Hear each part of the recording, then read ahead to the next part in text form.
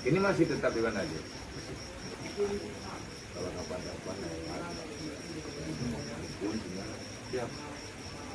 Karena pesantren ini inisiatif sama Polres Biru, terus sama dan bimbing. Kalau saya nggak kerja sama orang aparat, nggak bakalan selesai. Karena kita padahal nggak ada. Saya malas sekali buat perbuatan. Jadi siapa yang saya pribadi, ya udah. Kalau seandainya ada rasa tanggung jawab di dalam hati, mari berbagi. Cuma itu saja. Jadi orang tengok di luar, Rohul Mudi sudah selesai. Karena orang biasanya foto-fotonya di sini, orang tengok kolam renangnya udah ada kolam renang di sana, ada waterboom. Saya buat waterboom karena saya malah sudah capek antar anak ini ke waterboom. Sebulan sekali mesti kita bawa ke Beda. Kalau nggak kita antar ke Beda ke waterboom, nggak mau naik aja. Jadi ya udah. Ini paling kecil umur berapa? Paling kecil kelas 4.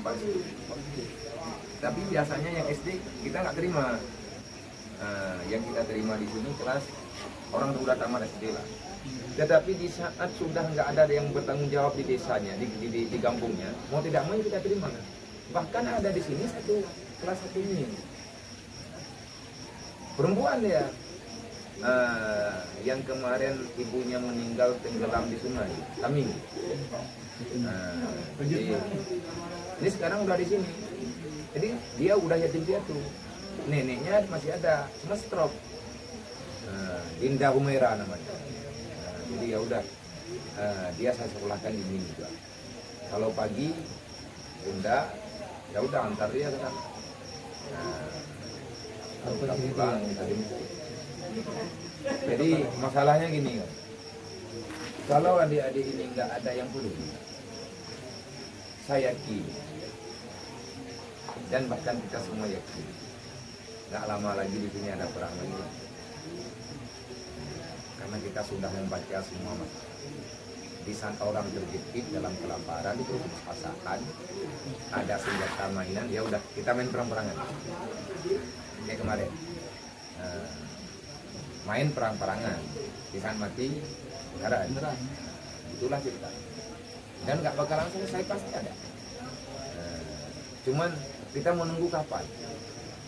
Kalau orang tanya, kenapa dia milih pesantren Nabi kayak gini? Saya sudah malas berperang. Jadi kalau anak-anak ini kita lepaskan, tak lama ini mereka ini jadi penjahat lah. Ada ini dia si Maknum namanya. Sampai orang panggil dia Maknum. Saya tanya, nama kamu siapa? Rizki Maulana. Terus kenapa orang panggil kamu Maknum? Dulu saya merokoknya Maknum. Buta huruf nggak bisa baca, nggak bisa nulis. Yakin. Jadi kebanyakan anak-anak kayak gitu lah, ya dari lampu merah gitu. Kita lapar di sana, dibawa kemari, bukan di kantor dinas sosial, dibawa ke sini. Jadi ya udah, saya pribadi saya bilang, di sini bukan panti asuhan, siapapun yang masuk saya nggak minta surat kematian, saya nggak minta surat kemiskinan, karena kita nggak bawa provokasi. Berani nipu, tanggung jawab.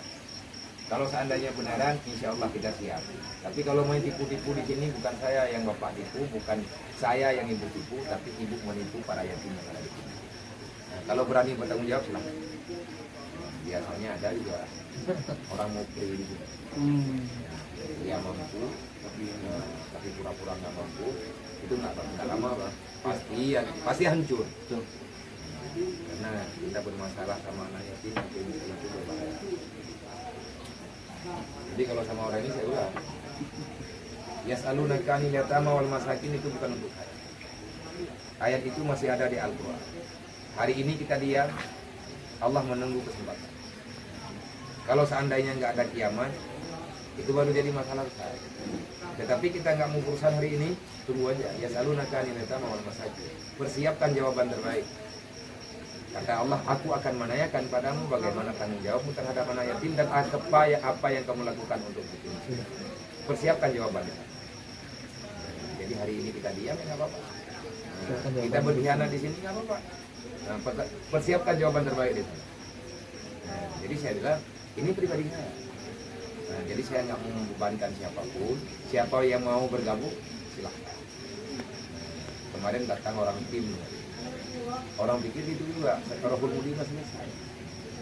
Orang itu minta izin lihat asrama anak-anak, nangis orang itu datang karena kasur yang ada udah koyak. Kita kasih apa itu kasur yang putih itu kasur udah koyak, udah buka lagi kasur. Bilang orang ini kenapa nggak diganti ya? Saya dapat uang di mana? Kalau saya ganti masih ganti semuanya. Jumlah mereka sekarang hampir 500-an. Kita kali aja dengan uang 100.000, 50 juta dapat uang kita. Untuk biaya dapur aja susah. Tali abang yang belum, ajak kena oleh salam nih, jemaah.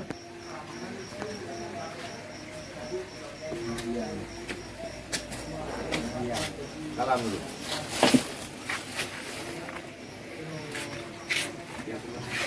Wah, ini tinggal satu lagi. Udah kali abang belum? Dah. Kali belum? Ya. Kadang-kadang orang sakit kemari lah. Kamu pikir itu anak yatim dulu. Iya. Nah, udah mirip sama anak yatim.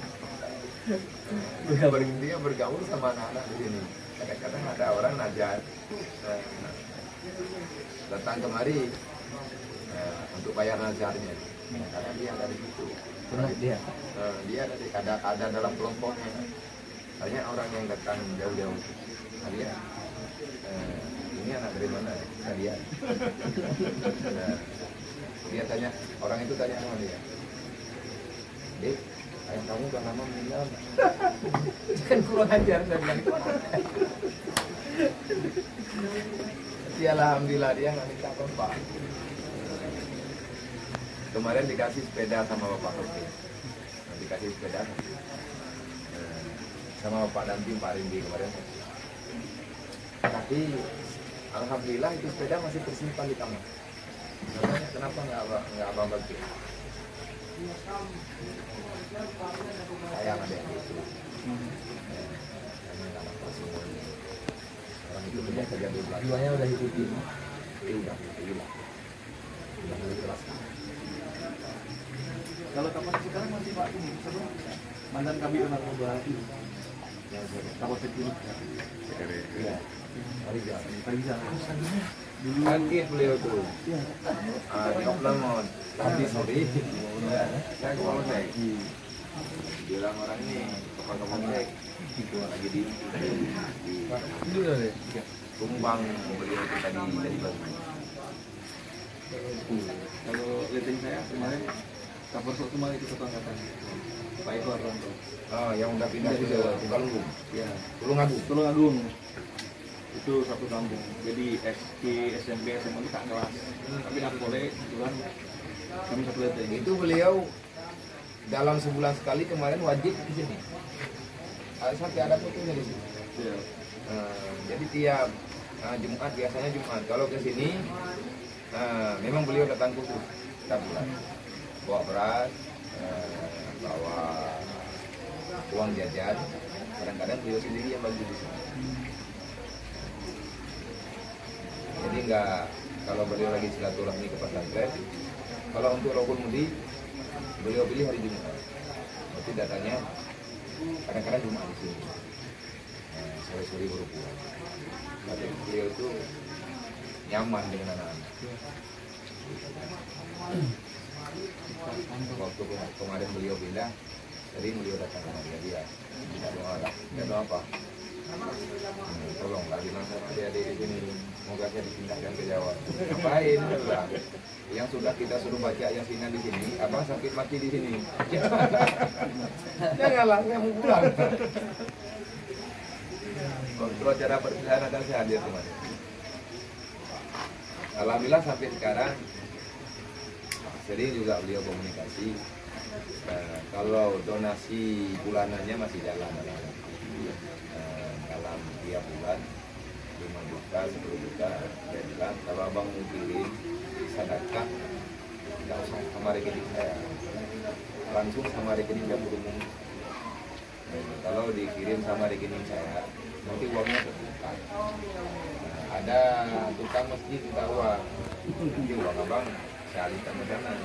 Ya nggak apa-apa, kemana ya biar pergi. Enggak, karena niat abang untuk adik-adik di sini.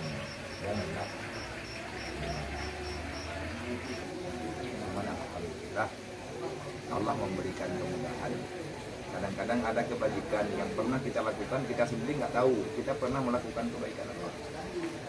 Kalau Allah meridhai terhadap kebaikan walaupun kecil, di saat kita berada dalam kesalahan, pasti tak lama datang ke sana. Itu samarah hasil daripada kebaikan yang pernah kita lakukan. Kita nggak tahu pernah berbuat kebaikan apa. Ganjaran kebaikan. Jadi ganjaran kebaikan itu bisa kita nggak meminta, Allah membalaskan itu. Yang jelas dalam hidup ini, kalau kita buat umpama, tak ubahnya kayak layang-layang. Yang namanya angin itu bagi orang yang nggak butuh itu mesti. Tapi bagi layangan, dia itu bahan bakunya. Kalau nggak ada angin, dia nggak bisa naik. Nah, persis umpama bagaikan ombak yang ada di lautan. Yang namanya kapal, dia nggak bisa nyebrang, dia nggak bisa jalan kalau nggak ada ombak. Ombak itu tantangan.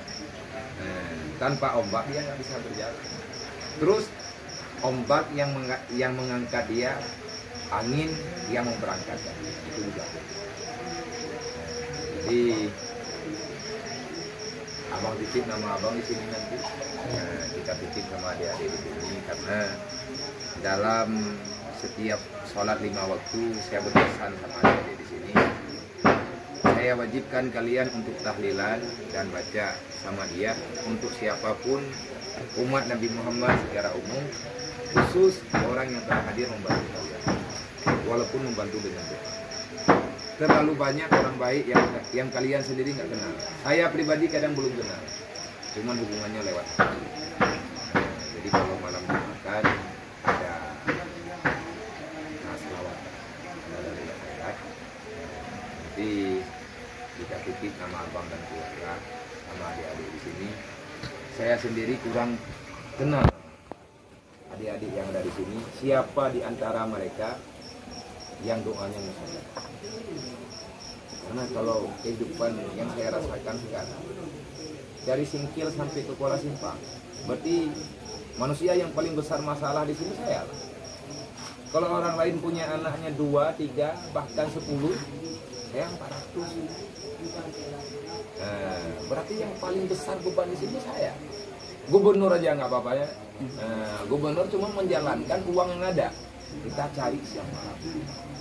Nah, jadi insya Allah saya tengok di sini kalau saya lagi banyak masalah. Kemarin ada juga Bang Fahmi. Ya, Kawan sering beliau. Kemarin beliau titip orang datang dia tolong. Saya mohon doanya sama dia. Beliau ada bantu. Tapi orang itu berpihak. Alhamdulillah juga kita serahkan sama Allah, pasti orang itu akan membantu. Alhamdulillah itu butuhnya sudah dikembalikan secara jadi kalau kita mau melihat siapapun kita punya masalah itu kita sendiri tahu. Ya abang ngomong, kita sendiri tahu saya punya masalah saya sendiri tahu kenapa saya bermasalah. Sekali meninggalkan perintah Allah, Allah membalasnya ribuan kali. Man arada an dzikri fa inna lahu ma'isatan. Kau lari daripada daku, kau meninggalkan perintahku, aku berikan kepadamu di dunia hidup dalam keadaan sengsara. Kata Yahya bin Mu'adz, "Man arada anil mawa'id, siapa yang lari daripada nasihat agama, fa alaika radin bin, maka persiapkan dirimu untuk menghadapi." Rupanya balasan orang yang meninggalkan agama di dunia hidupnya nggak bisa kemana-mana. Terus nanti pada hari kiamat, alhamdulillah besar. Nah, untuk ke depan Allah yang berikan kesehatan kepada Abah.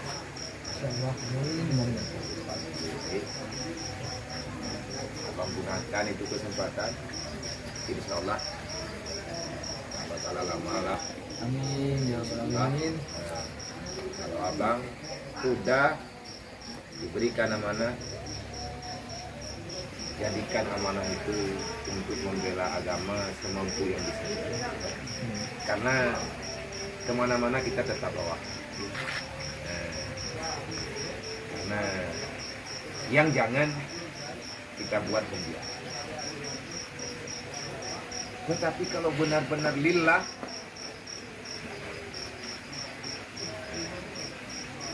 karena ini janji Allah Ta'ala itu sama. Balik bima amartu, bima amarah. Sampaikan apa yang aku perintahkan, kata Allah pada Rasulullah. Kalau seandainya kamu itu Muhammad diganggu orang, ada orang yang ingin membunuhmu, aku yang menjagamu. Allah Ta'ala bilang, kalau kamu jalankan perintahku, aku yang menjagamu. Kalau Allah sudah menjamin, kenapa kita ragu? Bukan begitu. Cuman kenapa kita ragu? Itu membuktikan kita nggak punya ilmu. Ada kata kita punya ilmu, tapi nafsu kita masih terlalu kuat. Jadi sebenarnya hidup ini simple. Hidup ini menjalani proses. Jangan banyak protes, nanti kamu stres lah. Orang banyak protes pasti stres, ya kan? Cuman kita menjalani gimana indahnya kehidupan. Biasa-biasa aja. Kadang-kadang ada senyumnya, ada tangisnya. Orang yang masih punya air mata berarti orang itu masih punya mata. Kalau orang beriman punya air mata berarti imannya masih jalan. Insya Allah imannya masih jalan. Mungkin ini kalau kita mau bilang cukup inilah, jangan itu terlalu sombong. Cukup ini ya Allah kesalahan yang saya lakukan, itu terlalu sombong. Tetapi memohon ya Allah cukupkan olehmu ini yang terjadi sama saya, itu boleh. Ya Allah jaga kaki saya, itikat saya, perjalanan saya yang bagus menurutmu. Apa semuanya akan. Walau kalimat mereka kita tidak bisa mengelak daripada itu. Ingat. Yang kedua, ilahi antar maksudi. Kita hidup di sini, kita mencari di mana keputusan Allah yang terbaik. Waridhaka matlubi. Dalam perjalanan hidup ini ada keluh kesahnya. Kita memohon sama Allah. Waridhaka matlubi. Kalau Allah bertanya, kenapa kamu mau tinggal di dunia dalam keadaan dia itu? Waridhaka matlubi. Aku tunggu ridhamu. Aku berikan ridhaku kepadamu, tapi ada syaratnya. Apa syarat itu ya Allah? Aku cabut nyawa istrimu. Silahkan. Nyawa saya pribadi saya ridho ya Allah. Tetapi jangan biarkan saya kehilangan dirimu. Jadi perjalanan orang beriman. Misalnya abang bilang ada masalah besar dalam hidup saya. Kita sadar dengan masalah itu. Tetapi kalau dalam perjalanan orang beriman, tidak ada cobaan yang tidak sanggup kita jalankan. La yukallifullahu nafsan. Tidak ada pemberian cobaan Allah yang tidak sanggup kita jalankan. Dalam ilmu Allah kita sanggup. Tetapi kenapa terlalu berat? Bukan cobaannya yang berat, kesabaranmu yang kurang. Bukan pemberian yang sedikit, tetapi gengsimu yang kelewatan. Cuman insya Allah waridhaka matlubi, kita menunggu ridhanya Allah. Apapun cobaan yang kau berikan ya Allah, saya siap. Asal engkau ridha. A'tini mahabbataka, berikan kepadaku ya Allah yang engkau cintai, wa ma'rifatak, dan jangan biarkan ya Allah pemberian yang engkau berikan itu, yang engkau sayang itu, engkau berikan kepadaku. Aku berharap jadikan itu sebagai modal aku lebih mengenal siapa dirimu. Ini pengganti yang sudah lalu. Insya Allah kita doakan semoga dengan kehadiran kakak ini abang lebih kenal dengan keputusan Allah. Yang udah bukan nggak baik, itu yang terbaik. Memang perjalanan hidup kayak gitulah, ya kan? Kita mempertahankan ini yang terbaik. baik menurutmu, menurutku tidak, kata Allah. Tetapi kalau kita orang beriman, nggak biasa-biasa aja. Nah, makanya kalau pribadi saya di sini, saya bukan terlalu siap bang, cuman memberanikan diri. Saya mau tengok benar nggak? Nah, karena kan kita mesti tajribah, kita mesti introspeksi diri, kita mesti memaksakan jiwa supaya jiwa itu berani bertanggung jawab terhadap keputusan Allah. Lari daripada masalah nggak mungkin. Karena masalah kemanapun kita berlari, masalah itu kan ada. Rezeki, mati, jodoh, bukan kita yang mencari, tapi diberi. Kita nggak bisa nolak. Kita mencari rezeki, mati mencari kita. Kalau rezeki nggak kita cari, dia akan datang sendiri. Nah, kalau kita siap, insya Allah. Ada orang bilang ini, kalau kita nggak usaha mana bisa kaya. Itu kata kamu. Nah, tetapi kalau kata Allah kan bukan kayak gitu. Aku yang memberikan. Kamu tidak punya apa-apanya. Maka dalam sholat kalau kita kaitkan, kita ngomong kayak gini, kita kaitkan dengan amalan sholat kita, Allahu Akbar. Memang kita tidak ada apa-apanya di sini. Allah yang menciptakan dunia. Dunia ini kecil dalam ilmu Allah. Tetapi kita ke Amerika kan belum. Kita tengok di HP. Dunia bukan Indonesia saja. Banyak negara di dunia ini. Dan di antara dunia, Indonesia. Di Indonesia ini berapa provinsi? Terus berapa kabupaten kotanya? Berapa kecamatannya? Berapa desanya? Berapa dusunnya? Sekarang dari jumlah yang sangat kecil itu, kita berada pada tempat yang paling kecil. Apa yang kamu sombong? Baca nih Mr. Cap channel ML Coffee Official. Saya kamu oleh Sarawak.